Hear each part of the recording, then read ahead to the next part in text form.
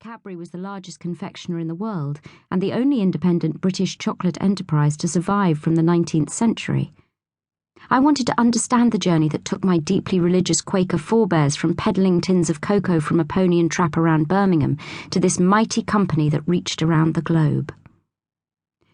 The story began 5 generations ago, when the far-sighted Richard Tapper Cadbury, a draper in Birmingham in the early 19th century, sent his youngest son, John, to London to study a new tropical commodity that was attracting interest among the colonial brokers of Mincing Lane: cocoa. Was it something to eat or drink?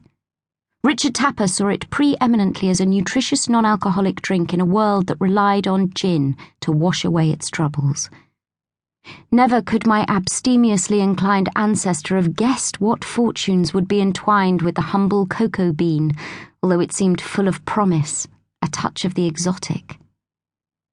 His grandsons, George and Richard Cadbury, turned a struggling business into a chocolate empire in 1 generation. In the process, they found themselves in competition with their Quaker friends and rivals, Joseph Rowntree in York, and Francis Fry and his nephew Joseph in Bristol. The Cadbury, Fry, and Rowntree dynasties were built on values that form a striking contrast with business ethics today. Their approach to the creation of wealth was governed by a code of practice developed over hundreds of years since the English Civil War by their Quaker elders and set out at yearly meetings and in Quaker books of discipline. This 19th century Quaker capitalism was far removed from the excesses of the world's recent financial crisis, with business leaders apparently seeing no harm in pocketing huge personal profits while their companies collapsed. For the Quaker capitalists of the 19th century, the idea that wealth creation was for personal gain only would have been offensive. Wealth creation was for the benefit of the workers, the local community and society at large, as well as for the entrepreneurs themselves. Reckless or irresponsible debt was also seen as shameful. Quaker directives ensured that no man should launch into trading and worldly business beyond what they can manage honourably, so that they can keep their words with all men. Even advertising was dismissed as dishonest, mere puffery. The quality of the product mattered far more than the message. Men like Joseph Rowntree and George Cadbury built chocolate empires at the same time as writing groundbreaking papers on poverty or studies of the Bible, or campaigning against a multitude of Dickensian human rights abuses. Puritanical hard work and sober austerity, with the senses kept in watchful restraint, were the guiding principles. While it is easy to dismiss such values as antiquated, Quaker capitalism proved extraordinarily successful and generated a staggering amount of worldly wealth.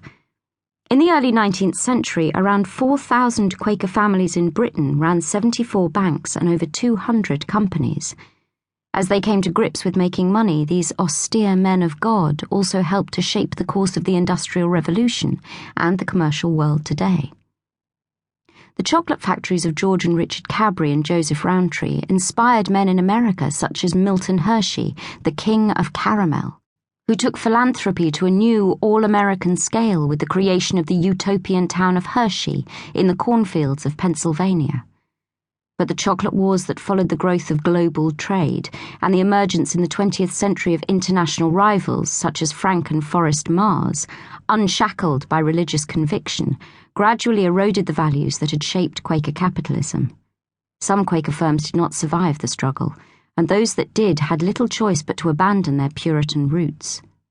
In the process, ownership of the businesses passed from private Quaker dynasties to public shareholders.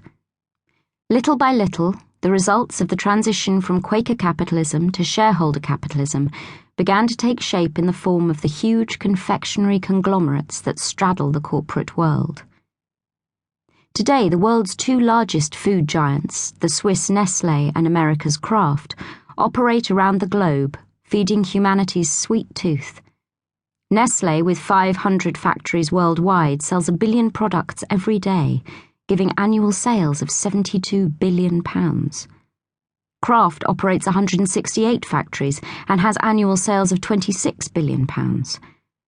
While these 2 behemoths are locked in a race to maintain market share in the developed world, they are also selling their Western confections and other processed foods to emerging markets in the developing world. Somewhere along the way,